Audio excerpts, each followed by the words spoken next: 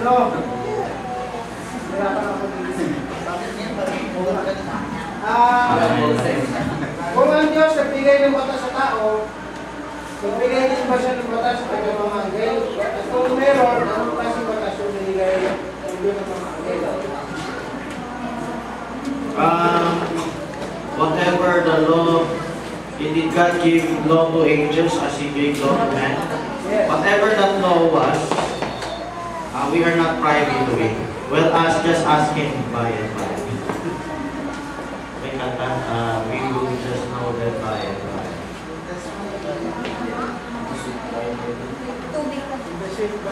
Okay, next question. Ano yung law na yun? Okay. Did God predestinate a person according to his and her genetic or biology? Good question. I have a subject about that long time ago. Who can remember that? Do you remember that? It's like this. You remember the pastor here that was asked a while ago about the serpent seed, right? Our brother Nico. Perfect serpent on Hippocrates. So, Hippocrates means somewhat serpent or snake. So, the pastor understood this question as the sinful nature, the fallen nature.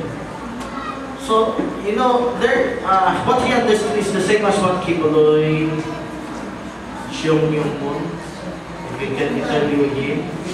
Who else? Daniel Parker, Baptist, Witness Lee, and Witness Lee, CCF. Did they teach about serpent seed? Have you heard them teach about serpent seed? Okay, these four talked about serpent seed, but the serpent seed that they talked about is spiritual, and that's also biblical. Take note, in the end time message, when you say serpent seed, they mostly think of physical. I say physical, there's a physical blood, gene, DNA transfer to the children, which is the cause of our sin. There's a blood pollutant in our system, pollutant to our blood that causes us to sin. So the question is, you heard this from the message believers. He sinned because he had the serpent nature within him. My question, Brother Menan, do we also have the serpent nature within us? Does the one asking question believe he also has serpent blood in him? Yes. So, it's not because of the genes anymore, because you can have faith. See, this is the deeper revelation we'd like to talk about. The denominations do not understand the physical serpent seed. They do not. Within the anti-message, they believe the physical serpent seed. Now, but it is missed. They almost missed out on the spiritual serpent seed. Of course, the spiritual serpent seed could not be denied by either of both camps. But open up Genesis 4:7. God told Cain, "If thou doest well, wouldst thou be accepted?" What does that show us? It shows us that God can still accept Cain if he will do the right thing. What reveals here in this revelation is, it's no longer what we previously understood as a hunch, a guesswork. Oh, Abel received a revelation, Cain did not receive a revelation, because genetically he is of the serpent. So it's like this, that has nothing to do, your free will is independent of your genetic traits. Because if you will be based only on your genetic traits, you will fall. Romans 8:20, all are born in vanity. That means you are born in sin. You're born with that trait. You have no way out. That's why everyone goes to heaven. That's why the denominations memorize. Everyone goes to heaven without the saving grace of Jesus Christ, given by God. So, we have to understand this. Did Cain reject God because of genes? No. It's because of free will. So understand Genesis 4:2. The time came for them to bring their offering to the Lord. Do you think that's the first time they brought their offering to the Lord? No. But that's the first time they did it by their own volition, their own voluntary heart, by their own free will, by their own decision.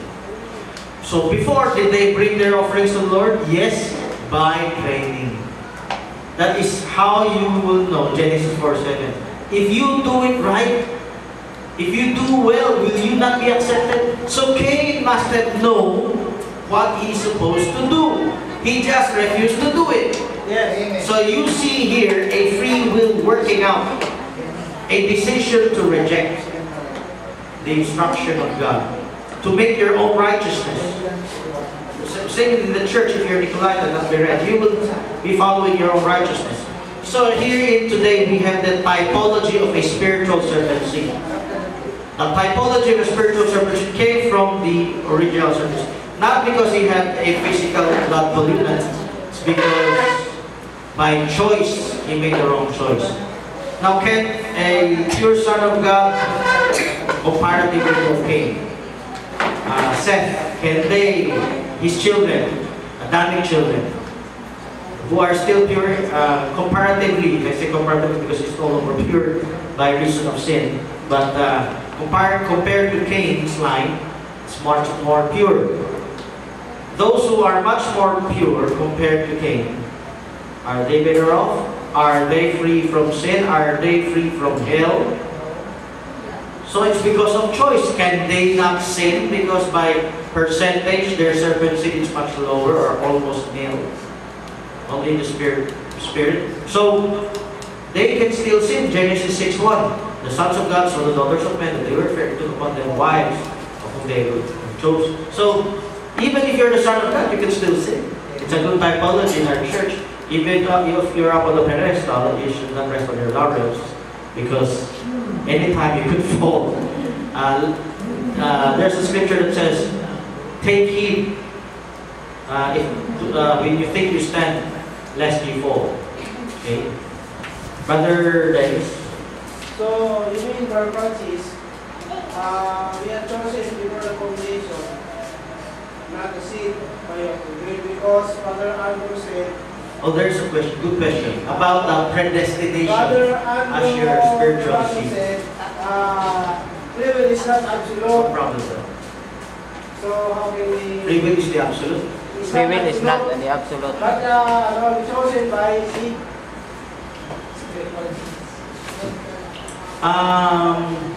That could be understood correctly.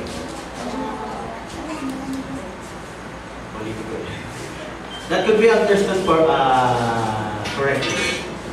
Let me take note, every statement we made could be understood correctly, biblically, to be understood correctly. Now let's talk about it's not because of free will, but because of God's Yes, of course. choice. God choosing you over the others.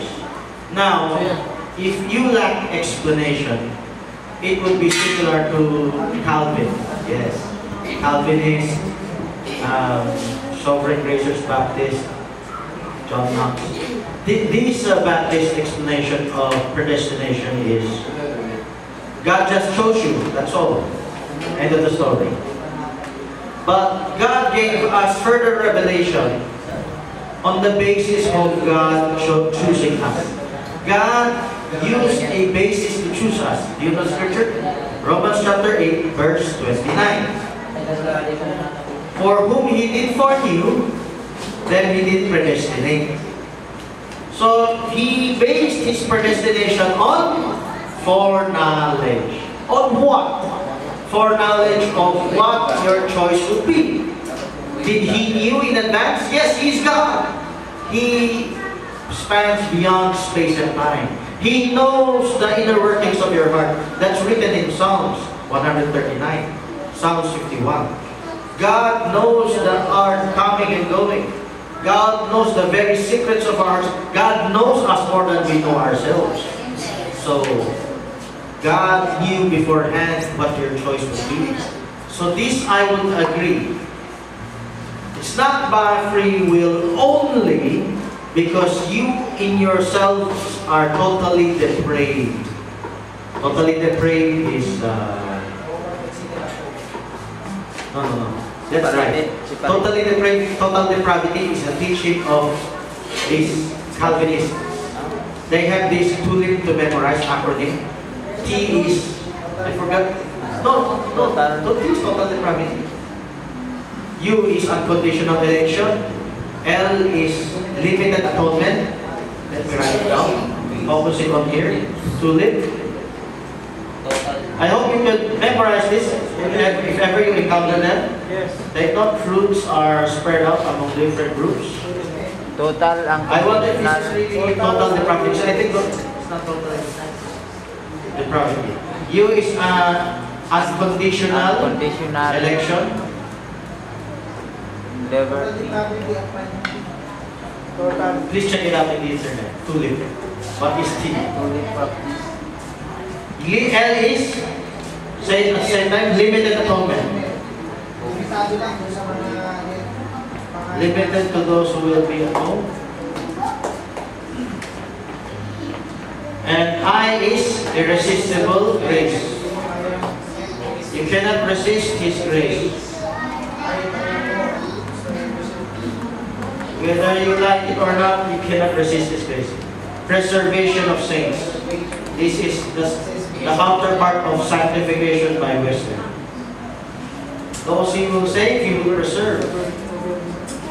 This is part of the truth because God provides for the way that the steps of our righteous men are ordained by the Lord. So, if ever along the way you will find some stumbling block,